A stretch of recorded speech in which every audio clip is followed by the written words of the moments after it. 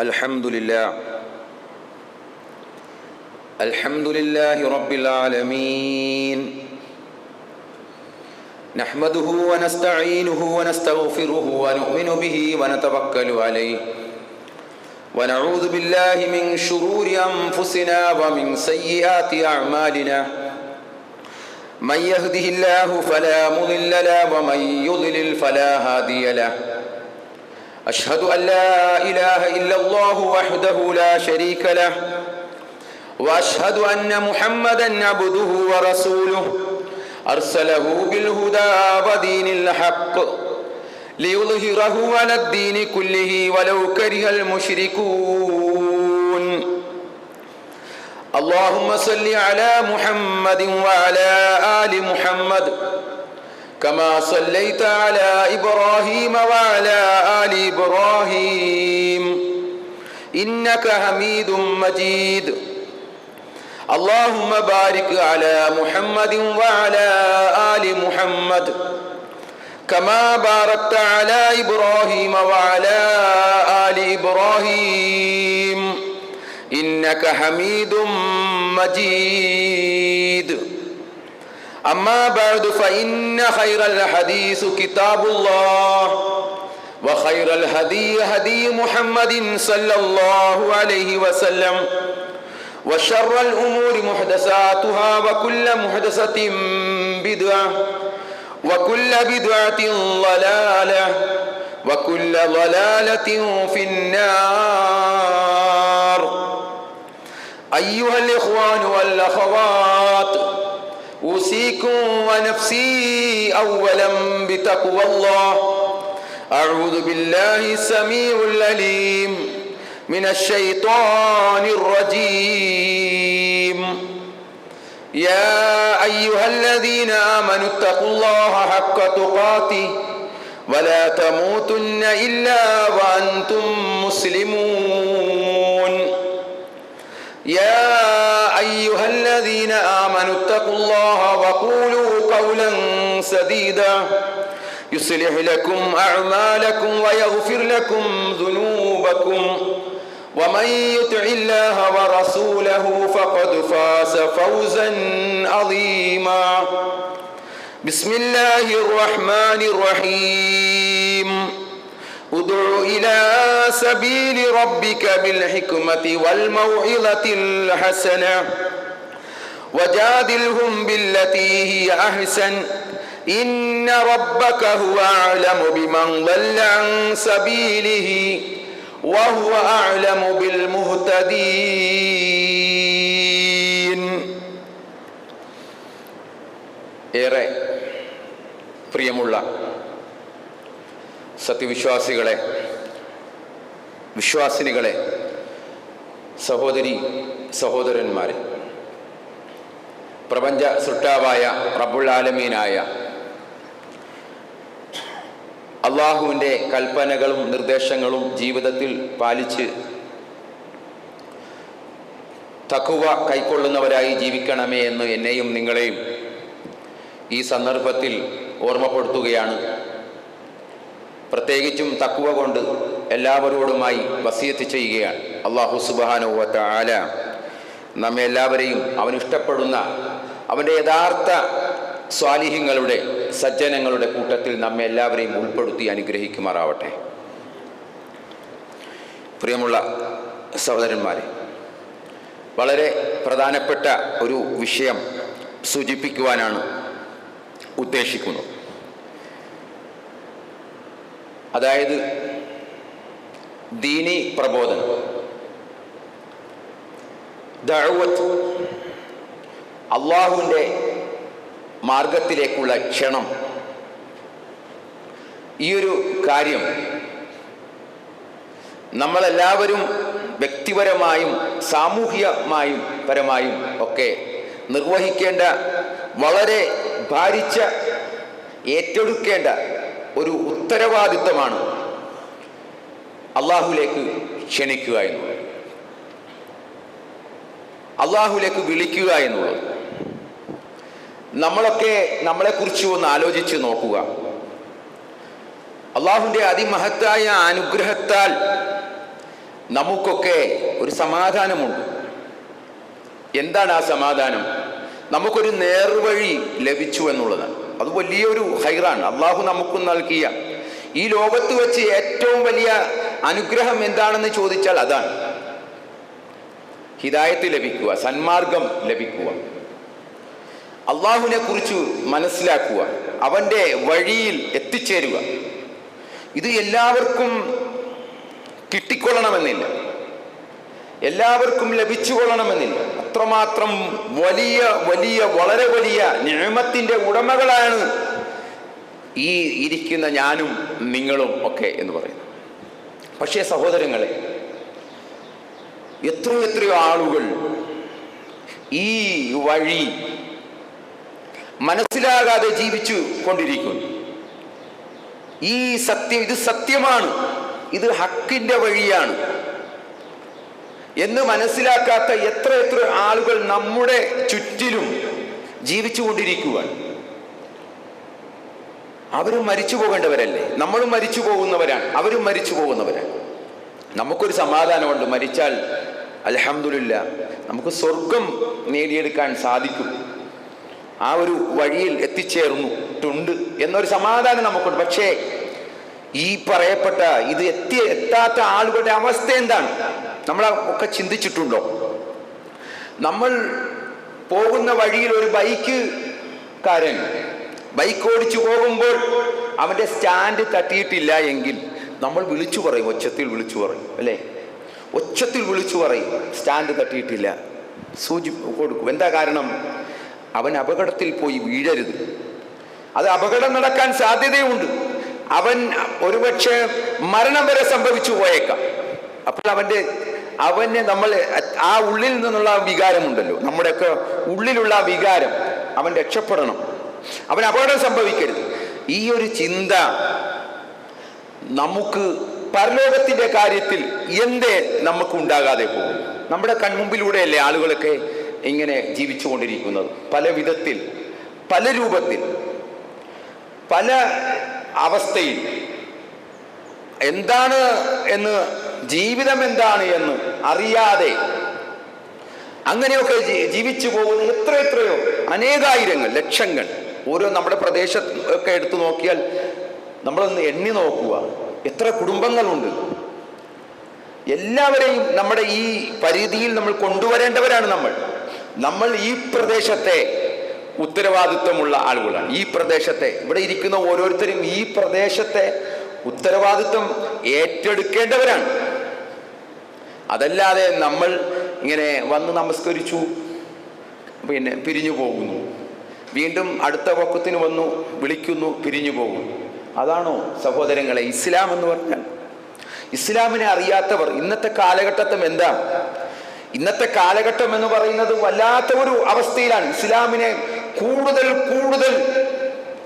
തെറ്റിദ്ധരിപ്പിക്കുന്ന, ബോധപൂർവം ഇസ്ലാമിനെ തെറ്റിദ്ധരിപ്പിക്കപ്പെടുന്ന ഒരു കാലഘട്ടത്തിലാണ് ഞാനും നിങ്ങളും ഇസ്ലാമാണ്, മുസ്ലിമാണ് എന്ന് പറഞ്ഞ് ജീവിക്കുന്നത്.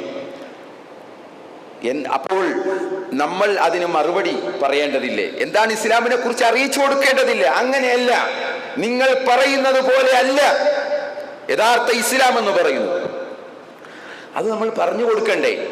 അത് നമ്മുടെ ഉത്തരവാദിത്വമാണ്, ബാധ്യതയാണ്. അല്ലാഹു സുബ്ഹാനഹു വ തആല പറയുന്നത് എന്താണ്?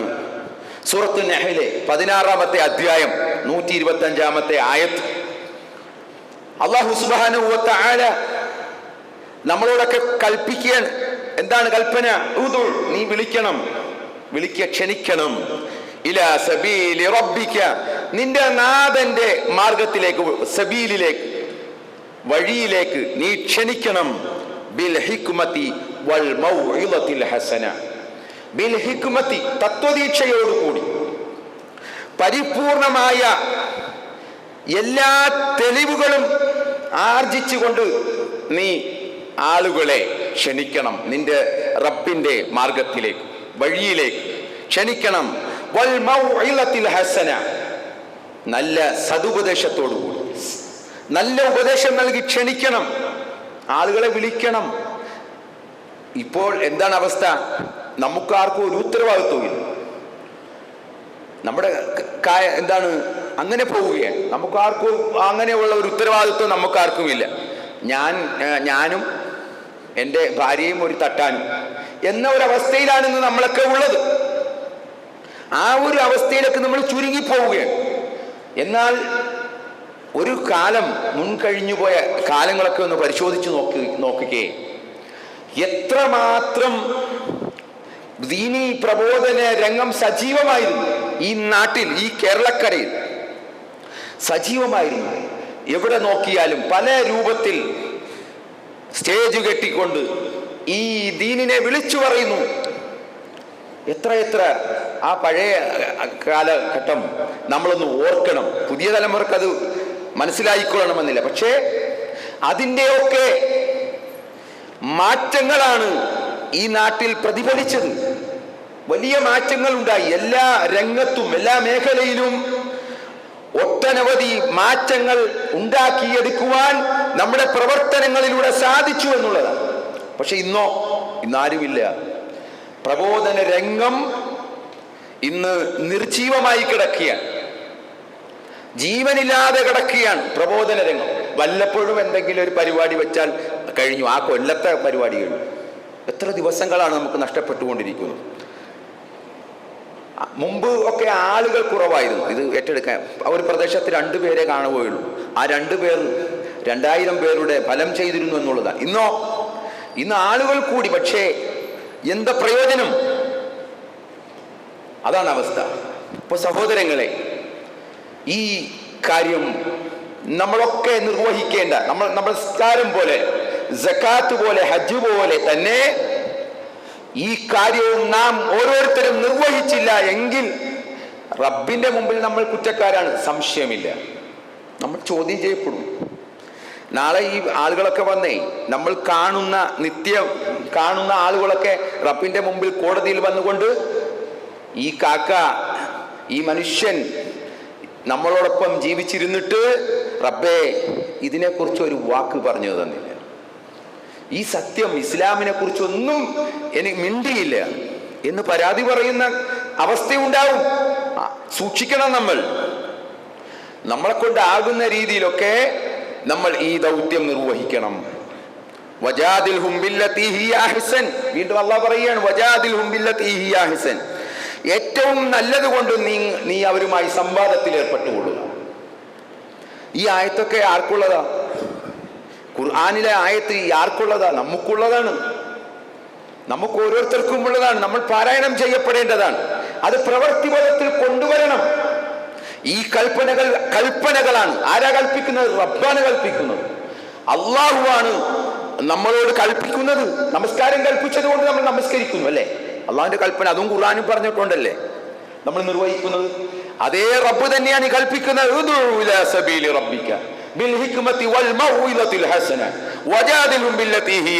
റബ്ബാണ് പറയുന്നത്, അള്ളാഹുവാ പറയുന്നത്. അപ്പൊ അതേ ഗൗരവം തന്നെ ഇതിന് കാണിക്കണം. അപ്പോൾ നമ്മളൊരു കൂട്ടായ്മ ഉണ്ടാക്കണം. ഇന്നെന്താ പരിപാടി? അല്ലെങ്കിൽ ഈ ആഴ്ച നമുക്കൊരു പരിപാടി. എന്താ പരിപാടി? ഈ ദഅവത്താണ്, എത്തിച്ചു കൊടുക്കലാണ് നമ്മുടെ ബാധ്യത. ഈ ബാധ്യത നമ്മൾ നിർവഹിക്കണം. തബ്ലീഗ്, എത്തിച്ചു കൊടുക്കണം ജനങ്ങൾക്ക്. ലസ്ത അലൈഹിം ബിമുസൈത്തിർ. അവരുടെ മേൽ നമുക്ക് ബാധ്യതയൊന്നുമില്ല. ഫദക്കിർ ഇന്നമാ അൻത മുദക്കിർ. നീ ഉത്ബോധനം നടത്തിക്കൊള്ളുക. ഇന്നമാ അൻത മുദക്കിർ, നീ ഒരു ഉത്ബോധകൻ മാത്രമാണ്. ലസ്ത അലൈഹിം ബിമുസൈത്തിർ. അവരുടെ മേൽ നിനക്ക് യാതൊരു ഉത്തരവാദിത്വവുമില്ല. അവർ നേർമാർഗം ആയിക്കൊള്ളട്ടെ, വരാതിരിക്കട്ടെ, അത് പ്രശ്നമല്ല. അവർ ഈ സന്മാർഗം ഉൾക്കൊള്ളട്ടെ, സ്വീകരിക്കാതിരിക്കട്ടെ, അതൊന്നും വിഷയമല്ല. പക്ഷേ ബാധ്യത നമ്മൾ നിർവഹിക്കണം. ഇതാണ് അല്ലാഹു സുബ്ഹാനഹു വ തആല പറയുന്നത്. അല്ലാഹു പറയാണ്, ഇന്ന റബ്ബക ഹുവ അഅലമു ബിമൻ വല്ല അൻ സബീലിഹി. അല്ലാഹുവിന്റെ മാർഗം വിട്ട് പിഴവ് സംഭവിച്ചവരാര് എന്ന് അല്ലാഹുവിനറിയാം. അതേപോലെ തന്നെ ആരാണ് അല്ലാഹുവിന്റെ വഹുവ അഅലമു ബിൽ മുഹ്തദീൻ, സന്മാർഗം പ്രാപിച്ചതും ആരാണ് എന്ന് റബ്ബിന് നന്നായിട്ട് അറിയാം. അപ്പം ആരാണ് ഇത് പറയുക? ചിലപ്പോൾ സ്വീകരിക്കും, ചിലപ്പോൾ സ്വീകരിക്കുകയില്ല. എത്ര ആളുകൾ അവരുടെ ഓരോ അനുഭവങ്ങൾ പങ്കുവെക്കാറുണ്ട്. ഒരിക്കൽ ഒരാൾ അയാളുടെ ദീനിലേക്ക് വന്ന, ഇസ്ലാം ആശ്രയിച്ചതിൻ്റെ ഒരവസ്ഥ പറയുകയാണ്. അയാൾ സൗദിയിൽ കുറെ നാൾ വർഷങ്ങളോളം ജോലി ചെയ്തു. സൗദിയിലാണ്, ഇസ്ലാമിന്റെ കേന്ദ്രമാണ്. ആ കേന്ദ്രത്തിൽ ജോലി ചെയ്തിട്ടും അയാൾക്ക് ഇസ്ലാം എന്താണെന്ന് മനസ്സിലായില്ല. ഇസ്ലാമിനെ കുറിച്ച് ആരും ഒന്നും പറഞ്ഞു കൊടുത്തില്ല. അദ്ദേഹം അവിടെ ജീവിച്ചു, കുറെ നാൾ ജീവിച്ചു, വർഷങ്ങളോളം ജീവിച്ചു. അദ്ദേഹത്തിന്റെ വിസ കാലാവധി കഴിഞ്ഞപ്പോൾ അദ്ദേഹം നാട്ടിൽ വന്നു. കുറച്ചു നാൾ കഴിഞ്ഞപ്പോൾ വീണ്ടും അദ്ദേഹം സൗദിയിലേക്ക് പോവുകയാണ്, മറ്റൊരു വിസയിൽ, വേറൊരു ജോലിക്ക് വേണ്ടി, ഒരു ഹോട്ടലിലേക്ക്, ഹോട്ടൽ മെയിൻ്റനൻസ് വർക്കിനായിട്ടാണ് അദ്ദേഹം പോകുന്നത്. അങ്ങനെ അവിടെ ചെന്നു. ആ വർക്ക് നടക്കുന്നതിനിടയിൽ, ഹോട്ടലാണല്ലോ, അവിടെ മുറിയെടുത്ത് താമസിച്ച ആരോ ഒരാൾ തൻ്റെ തീന്മേശപ്പുറത്ത് ഇസ്ലാമിനെ കുറിച്ചുള്ള ഒരു ലഘുലേഖ വെച്ചിരുന്നു. ഇസ്ലാമിനെ കുറിച്ച് അറിയിക്കുന്ന ഒരു ലെറ്റർ, ഒരു ബുക്കിലെറ്റ് വെച്ചിരുന്നു. അയാളങ്ങ് പോയി. ഈ മനുഷ്യൻ അതെടുത്ത് നോക്കുകയാണ്, വായിക്കുകയാണ്. ഇസ്ലാമിനെ കുറിച്ച് ആദ്യമായിട്ട് അദ്ദേഹം ഇതിൽ നിന്നാണ് മനസ്സിലാക്കുന്നത്, ഇസ്ലാമിനെ കുറിച്ച് അറിയുന്നത്. അവിടെ നിന്ന് അദ്ദേഹം ഇസ്ലാമിനെ കുറിച്ച് പഠിക്കാൻ തുടങ്ങി. അദ്ദേഹം പിന്നീട് മുസ്ലിമായി മാറുകയാണ്. നോക്കുക, ആരോ ഒരാൾ വെച്ച ഒരു പേപ്പർ കഷ്ണം ഇസ്ലാമിനെ കുറിച്ച് അതെടുത്ത് വായിച്ചപ്പോൾ അദ്ദേഹത്തിന് മാറ്റമുണ്ടായി. അദ്ദേഹത്തിന് മാത്രമല്ല, അദ്ദേഹത്തിന്റെ മാതാപിതാക്കൾ, അദ്ദേഹത്തിന്റെ ഭാര്യ, എല്ലാവരും ഇസ്ലാമായി. വീണ്ടും അദ്ദേഹം അത് മറ്റുള്ളവരിലേക്കും അത് പകർന്നു കൊടുത്തുകൊണ്ടിരിക്കുകയാണ് എന്ന അദ്ദേഹത്തിന്റെ അനുഭവം അദ്ദേഹം പറയുന്നു. നോക്കുക സഹോദരങ്ങളെ, ഒരു ചെറിയ നിസ്സാരമായ ഒരു പേപ്പർ കൊണ്ട് തന്നെ മാറ്റം ഉണ്ട് എങ്കിൽ ഇസ്ലാം അങ്ങനെയാണ്. ഇസ്ലാം സത്യമാണ്, കളവില്ല. ഇതൊരു തുറന്നു വെക്കപ്പെട്ട പുസ്തകമാണ് ഇസ്ലാം എന്ന് പറയുന്നത്. ആർക്കും സ്വീകരിക്കാം, ആർക്കും വായിക്കാം, നിർബന്ധമില്ല. ആരെയും അടിച്ചേൽപ്പിക്കുന്നില്ല. ഇസ്ലാം ആകണമെന്ന് അടിച്ചേൽപ്പിക്കലില്ല. സത്യവും അസത്യവും വേർതിരിച്ചിരിക്കുന്നു. ഇസ്ലാമിൽ ബലപ്രയോഗമില്ല. ബലം പ്രയോഗിച്ചുകൊണ്ട് വരുന്ന ഒരു പരിപാടി ഇസ്ലാമിലില്ല. പിന്നെ ആരാണ് ഈ കിടന്ന് ഒച്ച വെക്കുന്നത്? ആരെയാണ് നിർബന്ധിച്ചും മതപരിവർത്തനം ഇവിടെ നടത്തുന്നത്? ഇസ്ലാം ആരെയും അങ്ങനെ ചെയ്യുന്നില്ല. ഇസ്ലാമിന് അങ്ങനെ ആവശ്യവുമില്ല. ഉള്ളവരെ തന്നെ പോറ്റിക്കൊണ്ടു പോകാൻ വളരെയധികം പ്രയാസപ്പെടുകയാണ്. അവരെ ഒന്ന് ഇസ്ലാം മതത്തിൽ, ഈ മുസ്ലിങ്ങളെ തന്നെ ഇസ്ലാം മതം എന്താണ് എന്ന് പറഞ്ഞു കൊടുക്കേണ്ട ഒരു വല്ലാത്ത ഒരു അവസ്ഥയിലാണ് എത്തി നിൽക്കുന്ന നമുക്ക് മറ്റുള്ളവരുടെ കാര്യത്തിൽ എന്തിനാ വേവലാതിയും വെപ്രാളും? അങ്ങനെയില്ല. പിന്നെ ഇത് പറയുന്നത് ആരാണ്? ഇത് ചെയ്യുന്നവരാ പറയുന്നത്. എന്തൊക്കെ ഇസ്ലാമിനെ കുറിച്ച് പറഞ്ഞു? നാർക്കോട്ടിക് ജിഹാദ്, അതേപോലെ തന്നെ ലവ് ജിഹാദ് എന്നൊക്കെ പറഞ്ഞിട്ട് ആക്ഷേപിക്കുകയാണ്, പരിഹസിക്കുന്നു ഇസ്ലാമിനെ. ആരാ ഇത് ചെയ്യുന്നത്? ഇവിടെ ഗോതമ്പ് മാവും പുതപ്പും പിന്നെ അമേരിക്കൻ മാവും എണ്ണയും ഒക്കെ കൊടുത്ത് വിതരണം ചെയ്ത ആളുകളെ ഒരു ഗ്രാമം തന്നെ പിന്നെ വിലക്കെടുക്കുന്ന ആളുകളായി പറയുന്നത് ഇസ്ലാം അങ്ങനെയാണ്. ഇവരാ ഇത് ചെയ്യുന്നത്. ഈ ഇന്ത്യയിലെ വടക്കേ ഇന്ത്യൻ ഗ്രാമങ്ങളിലൊക്കെ ഈ മിഷനറിമാർ ചെന്നിട്ട് ഇതൊക്കെയാ പരിപാടി. ആളുകളെ പലത് കൊടുത്തും ഇങ്ങനെ കൊണ്ടുവരിക മതത്തിലേക്ക്. ഇസ്ലാമിന് അങ്ങനെയൊന്നുമില്ല. ഇസ്ലാമിന് നേർക്കുനേരെ കാര്യം പറയും, തുറന്നു പറയും. സഹായങ്ങളൊക്കെ വേറെ, അത് മറ്റൊരു ബാധ്യതയാണ്. പാവപ്പെട്ടവനെ, കഷ്ടപ്പെടുന്നവനെ സഹായിക്കുക എന്നുള്ളത് എന്താണ്? അത് ദീനാണ്. ഇത് ലക്ഷ്യം വെച്ചുകൊണ്ടായാൽ പോയി, അത് പൊളിഞ്ഞു പോകും, അള്ളാഹ് സ്വീകരിക്കുകയില്ല. ഈ ദീനിലേക്ക് ആളുകളെ കൂട്ടാൻ വേണ്ടിയാണ്, എന്തെങ്കിലും ലക്ഷ്യത്തോടു കൂടിയാണ് അവൻ ആ പ്രവൃത്തി ചെയ്യുന്നതെങ്കിൽ അള്ളാഹു അത് സ്വീകരിക്കുകയില്ല. അള്ളാഹുവിന് അങ്ങനെ വേണ്ട, അങ്ങനെ വേണ്ടതില്ല. അപ്പോൾ സഹോദരങ്ങളെ, ഈ കാര്യം നമ്മൾ മനസ്സിലാക്കുകയും പ്രവർത്തിക്കുകയും ചെയ്യണം. നമുക്കറിയാം, വിശുദ്ധ ഖുർആനിൽ ഒട്ടനവധി പ്രവാചകന്മാർ, എത്രയെത്രയോ പ്രവാചകന്മാർ ഖുർആനിൽ പേരെടുത്ത് 25 നബിമാരുടെ പേരുകൾ വിശുദ്ധ ഖുർആനിൽ പരാമർശിക്കുകയാണ്. പക്ഷെ അവിടെ നാം ശ്രദ്ധിക്കേണ്ട കാര്യം, അവരുടെ ജനനം, മരണം, കുടുംബം, തറവാട്, അതൊന്നും ചർച്ച ചെയ്യപ്പെടുന്നില്ല. നമ്മൾ വളരെയധികം ശ്രദ്ധിക്കേണ്ട കാര്യമാണ്. അവരുടെ ബയോഡാറ്റ ഒന്നും ഖുർആൻ പ്രതിപാദിക്കുന്നില്ല. അവരുടെ ഭാര്യ, അവരുടെ മക്കൾ, കുടുംബം, അവർ പഠിച്ച സ്ഥാപനം, വിദ്യാഭ്യാസം, ഇതൊന്നും പറയുന്നില്ല. മറിച്ച് പറയുന്നത് എന്താ? നിങ്ങൾ നോക്കൂ, വിശുദ്ധ ഖുർആൻ ഓരോരോ പേജുകളും ഓതി നോക്കൂ. ഓരോ പ്രവാചകന്മാരുടെയും അവരുടെ ജീവിതം എടുത്ത് പരിശോധിച്ചു നോക്കൂ.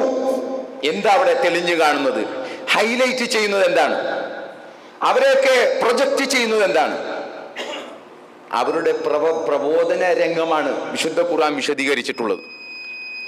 അവരുടെയൊക്കെ പ്രബോധന രംഗമാണ് ഖുർആനിൽ കാണാൻ സാധിക്കുക. ഒന്നാമത്തെ മുർസൽ, ഒന്നാമത്തെ റസൂൽ ആരാണ്? മഹാനായ നൂഹ് നബി അലൈഹി സ്വലാത്തു വസ്സലാം. അദ്ദേഹത്തിന്റെ പ്രബോധന രംഗം വിശുദ്ധ ഖുർആൻ നമുക്ക് പറഞ്ഞു തരികയാണ്. വലഖദ് അർസൽനാ നൂഹൻ ഇലാ ഖൗമിഹി ഫലബിസ ഫീഹിം അൽഫ സനത്തിൻ ഇല്ലാ 50 ആമൻ ഫഅഖദഹും തൂഫാനു വഹും ളാലിമൂൻ. വലഖദ് അർസൽനാ, തീർച്ചയായും നാം അയക്കുകയുണ്ടായി നൂഹ് നബിയെ, നൂഹിനെ നാം അയക്കുകയുണ്ടായി. ഇലാ ഖൗമിഹി, അദ്ദേഹത്തിന്റെ ജനതയിലേക്ക്. ബാപ്പാടെ പേര് പറയുന്നില്ല, ഉമ്മയുടെ പേര് പറയുന്നില്ല, കുടുംബത്തിന്റെ കാര്യം പറയുന്നില്ല. അല്ലാഹ് പറയുന്നത് വലഖദ് അർസൽനാ, നാം അയക്കുകയുണ്ടായി നൂഹിനെ.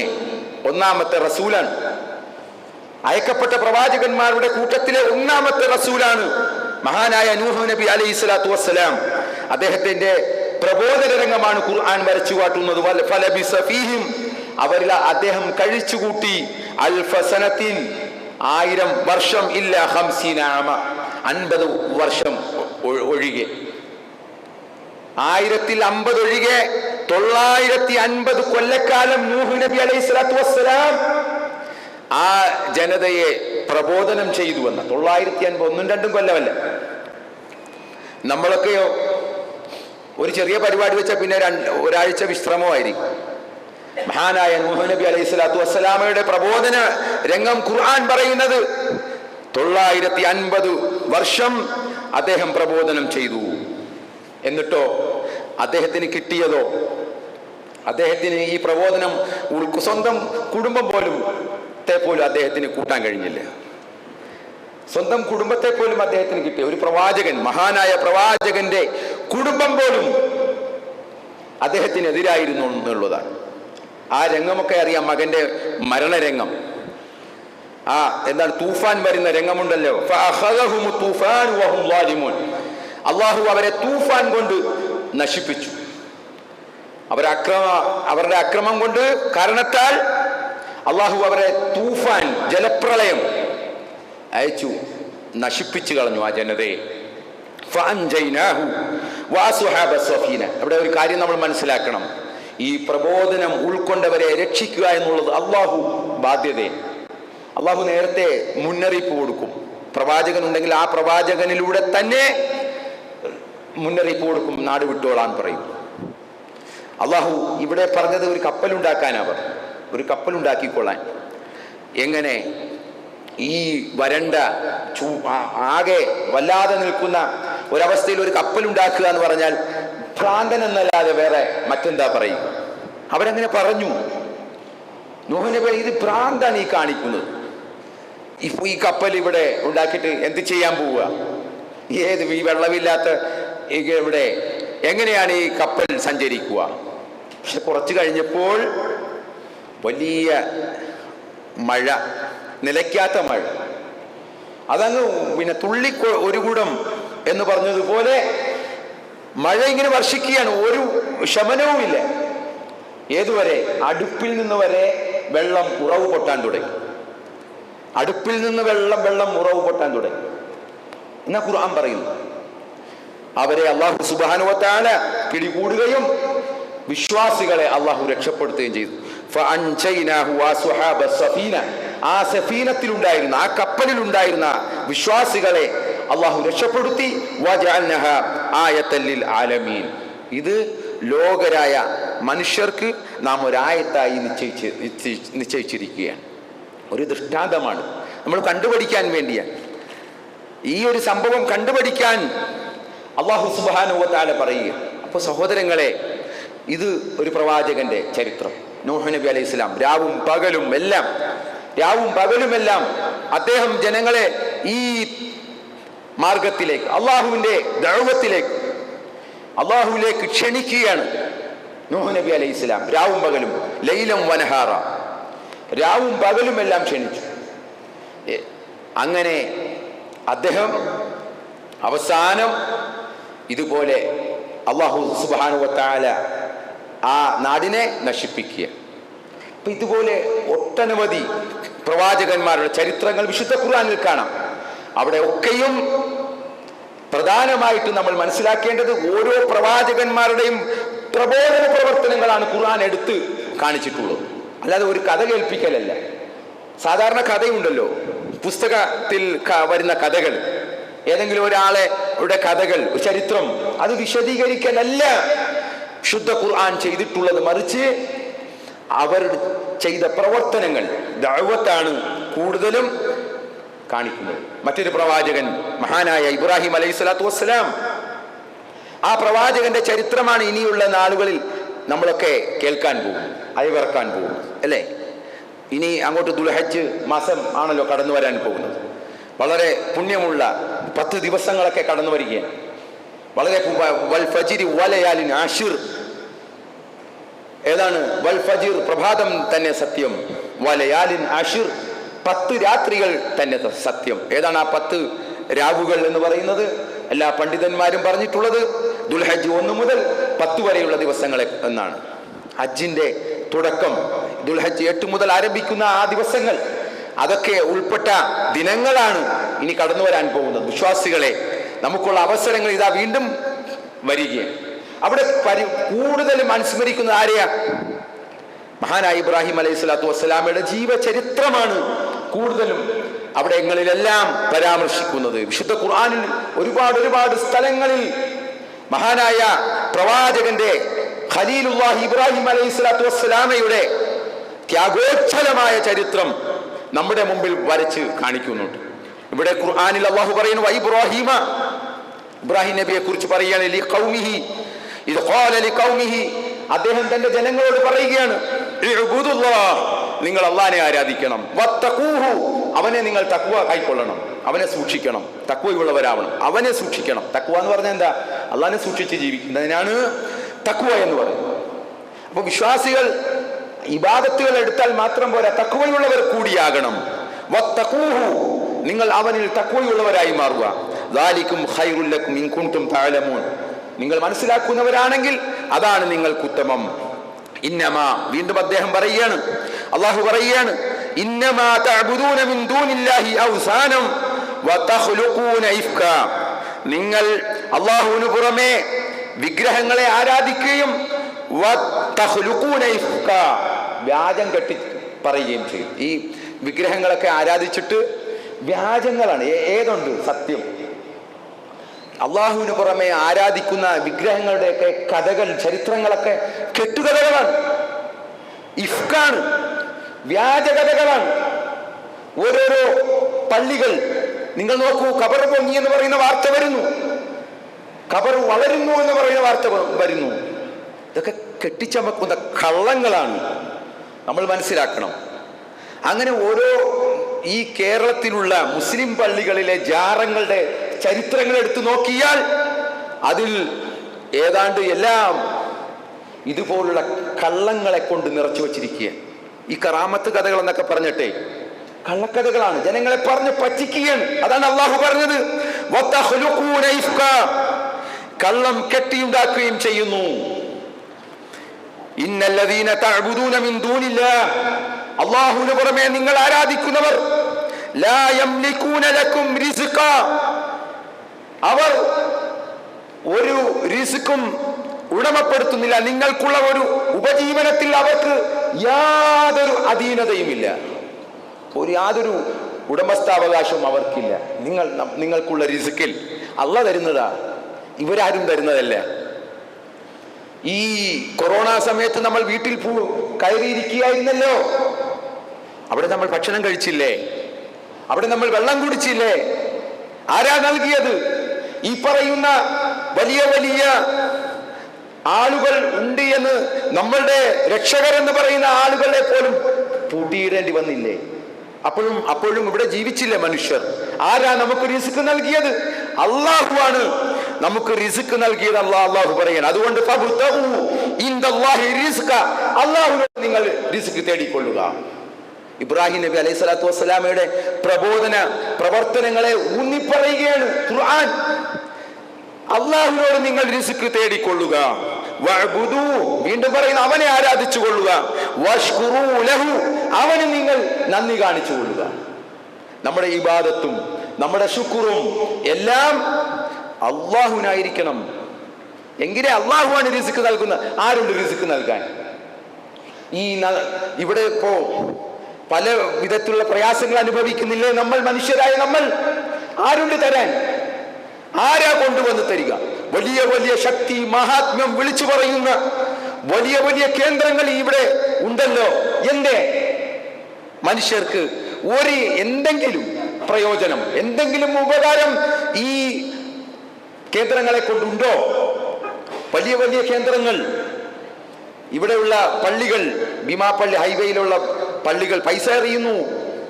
എന്താ അവിടെ ഒരു നാട്ടപ്പെട്ട കിടത്തപ്പെട്ട ഒരു വിഗ്രഹത്തെയാണ് ആരാധിക്കുന്നത്.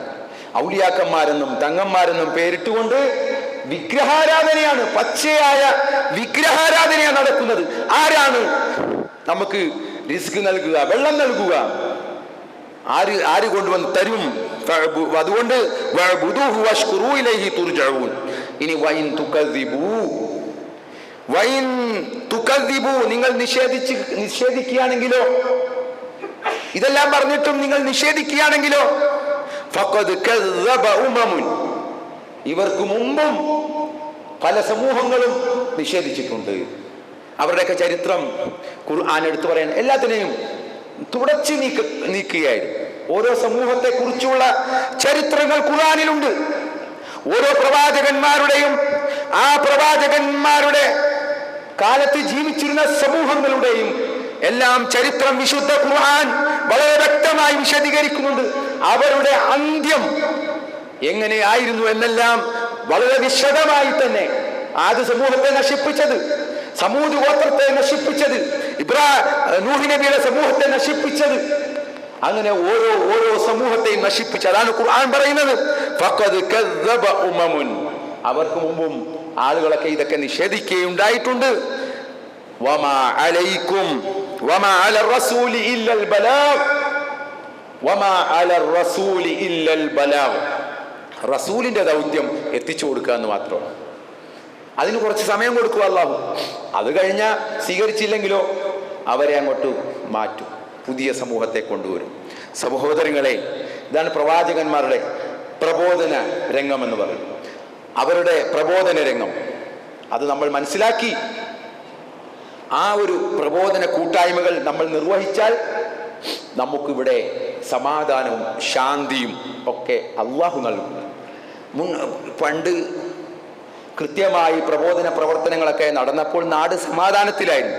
എല്ലാം കൃത്യമായ അളവിലും തോതിലും ഒക്കെ അള്ളാഹു നമുക്ക് നൽകി. മഴയും അതേപോലെ തന്നെ പ്രകൃതി സുന്ദരമായ ഒരവസ്ഥയും ഒക്കെ അള്ളാഹു നമുക്ക് നൽകി. അതിവിടെ പ്രബോധന പ്രവർത്തനങ്ങൾ നടന്നതുകൊണ്ടാണ്, അള്ളാഹുവിലേക്കുള്ള വിളി ഇവിടെ മുഴങ്ങിക്കേട്ടത് കൊണ്ടാണ്. ആ രീതിയിൽ നമ്മൾ മനസ്സിലാക്കി ഈ പ്രബോധന രംഗം കൂടുതൽ സജീവമാക്കി ഇവിടെയുള്ള ഈ ഇരിക്കുന്ന എല്ലാവരും, കുട്ടികളും ഒക്കെ എല്ലാവരും ബാധ്യസ്ഥരാണ് ഈ കടമ നിർവഹിക്കാൻ. അവരുടെ ഉത്തരവാദിത്വം നമ്മൾ മറന്നുകൂടാ. അങ്ങനെ മറന്നുപോയാൽ നമ്മളെയും ഈ കൗമിനെയും ഉൾപ്പെടെ അള്ളാഹു മാറ്റി പുതിയ സമൂഹത്തെ കൊണ്ടുവരും. അള്ളാഹു കാത്തുരക്ഷിക്കുമാറാവട്ടെ. അതുകൊണ്ട് ഈ ദൗത്യം നാം നിർവഹിക്കുക. അങ്ങനെ കൃത്യമായി അള്ളാഹുവിൻ്റെ ആ ദഅവത്ത് മുടങ്ങാതെ ഈ പ്രദേശത്ത് അത് പരിപൂർണമായി ഓരോ വ്യക്തികളിലും ഓരോ ഭവനങ്ങളിലും ഓരോ പ്രദേശങ്ങളിലും ഒക്കെ കടന്നു ചെന്നുകൊണ്ട് സാധ്യമാവുന്ന രീതിയിലൊക്കെ നിർവഹിക്കുക. അള്ളാഹു സുബ്ഹാനഹു വ തആല നമ്മെ എല്ലാവരെയും അനുഗ്രഹിക്കുമാറാവട്ടെ.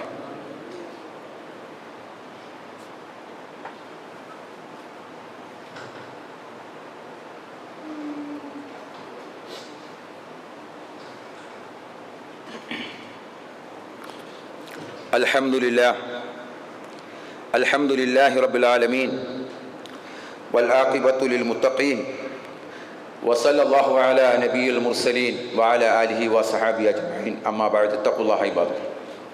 പ്രിയമുള്ള സഹോദരങ്ങളെ, ഒരിക്കൽ കൂടി അള്ളാഹുവിൻ്റെ കൽപ്പനകളും നിർദ്ദേശങ്ങളും ജീവിതത്തിൽ പാലിച്ച് തഖ്വയുള്ളവരായി ജീവിക്കണമെന്ന് എന്നെയും നിങ്ങളെയും ഓർമ്മപ്പെടുത്തുകയാണ്. അള്ളാഹു സുബ്ഹാനഹു വ തആല നമ്മെ എല്ലാവരെയും അനുഗ്രഹിക്കുമാറാവട്ടെ. സഹോദരങ്ങളെ, നാട്ടിൽ മഴയില്ല, കടുത്ത വരൾച്ചയിലാണ് നമ്മളൊക്കെ അനുഭവിച്ചുകൊണ്ടിരിക്കുന്നത്. ചൂട് കൂടുതലാണ്, ചൂട് കൊണ്ട് ഇരിക്കാൻ പറ്റുന്നില്ല, വീടുകളിലും ഇരിക്കാൻ പറ്റുന്നില്ല, പുറത്തും ഇരിക്കാൻ പറ്റാത്ത ഒരവസ്ഥയിലാണ് നമ്മളൊക്കെ ഉള്ളത്. ഇതിൽ നമ്മൾക്ക് ചെയ്യാനുള്ളത് നമ്മൾ അള്ളാഹുവിനോട് കരമുയർത്തി അള്ളാഹുവോട് പ്രാർത്ഥിക്കുക എന്നുള്ളത്. അള്ളാഹുവോട് നമ്മൾ പ്രാർത്ഥിക്കുക, ഇസ്തിഗ്ഫാർ നടത്തുക, പാപമോചന പ്രാർത്ഥനകൾ ധാരാളം നിർവഹിക്കുക, പാപങ്ങൾ പുറത്തു കിട്ടാൻ പ്രാർത്ഥിക്കുക. പാപങ്ങളൊക്കെ അധികരിക്കുമ്പോഴാണ് ഇത്തരത്തിലുള്ള ശിക്ഷകൾ അല്ലാഹു സുബ്ഹാനഹു വ തആല നമുക്ക് നേരെ അയക്കുന്നത്. അതുകൊണ്ട് നമ്മൾ നോക്കുക, നമ്മൾ ജീവിക്കുന്ന ചുറ്റുപാടുകൾ വളരെ മോശമാണ്.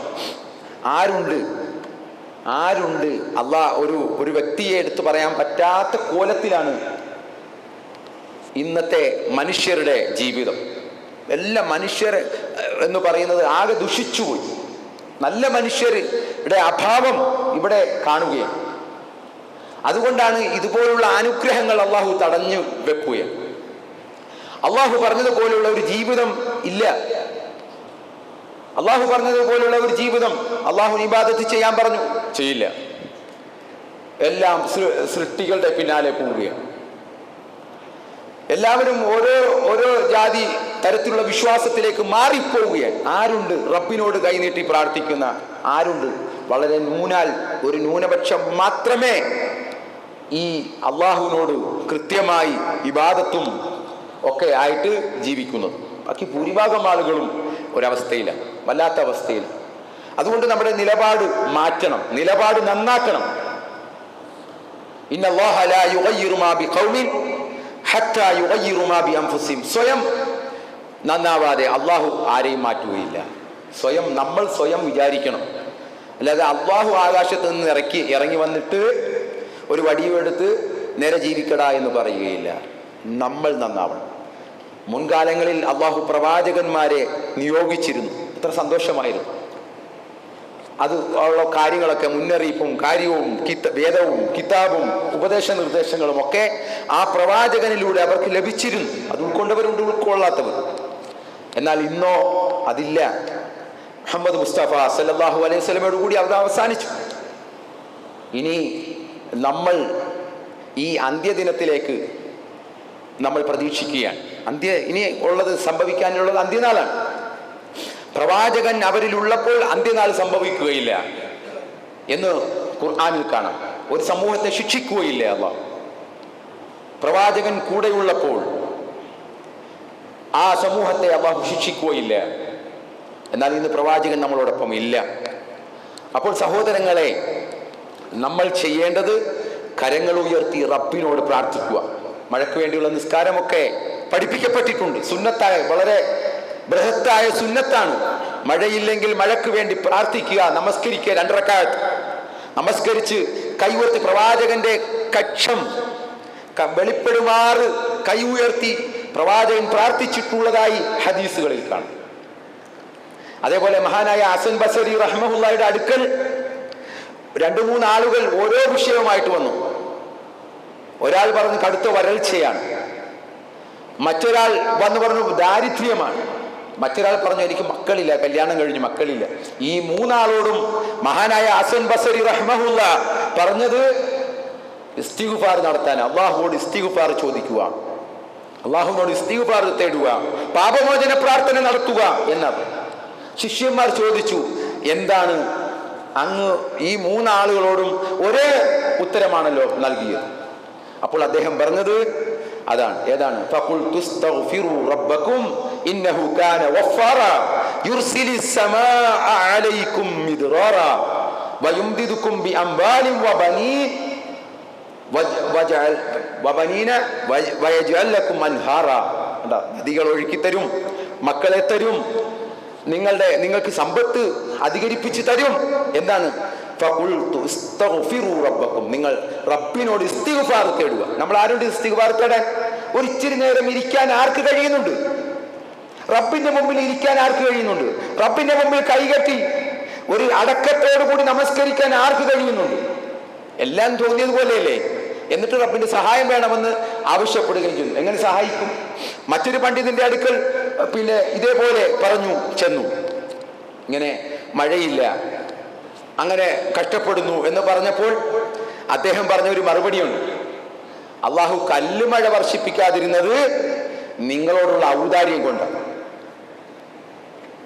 ഈ മഴയില്ല, നിങ്ങൾക്ക് അള്ളാഹു കല്ലുമഴ വർഷിപ്പിക്കാത്തത് അള്ളാഹു നിങ്ങളോട് ചെയ്യുന്ന ഇങ്ങനെയെങ്കിലും നിൽക്കുന്നല്ലോ, അത് അള്ളാഹുവിന്റെ അനുഗ്രഹമാണ് എന്നാ പറഞ്ഞ. അത്രമാത്രം മനുഷ്യന്റെ പ്രവർത്തനം ദുഷിച്ചു പോവുകയാണ്. അള്ളാഹു സുബ്ഹാനഹു വ തആല കാത്തുരക്ഷിക്കുമാറാവട്ടെ. സഹോദരങ്ങളെ, അതുകൊണ്ട് നമ്മളൊക്കെ അള്ളാഹുവിനോട് തേടുക, പ്രാർത്ഥിക്കുക, ഇസ്തിഗ്ഫാർ നടത്തുക.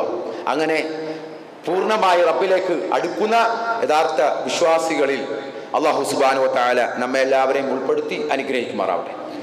ഈ പരീക്ഷണങ്ങളിൽ നിന്നെല്ലാം അള്ളാഹു നമ്മെ കാത്തുരക്ഷിക്കുമാറാവട്ടെ. നല്ല മഴ നൽകി, അനുഗ്രഹത്തിന്റെ മഴ നൽകി അള്ളാഹു നമ്മെ എല്ലാവരെയും അനുഗ്രഹിക്കുമാറാവട്ടെ. നമ്മളുടെ വീഴ്ചകളും പോരായ്മകളും എല്ലാം അള്ളാഹു നമുക്ക് പുറത്ത് മാപ്പ് നൽകുമാറാവട്ടെ. അല്ലാഹുമ്മ ഗ്ഫിറിൽ മുഅ്മിനീന വൽ മുഅ്മിനാത്ത് അൽ മുസ്ലിമീന വൽ മുസ്ലിമാത്ത് അൽ അഹ്യാഇ മിൻഹും വൽ അംവാത്ത് ഇന്നക മുജീബു ദഅവതി യാ ഖാദിൽ ഹാജാത്ത്. اللهم ربنا آتنا في الدنيا حسنة وفي الآخرة حسنة وقنا عذاب النار. اللهم أغثنا غيثا مغيثا.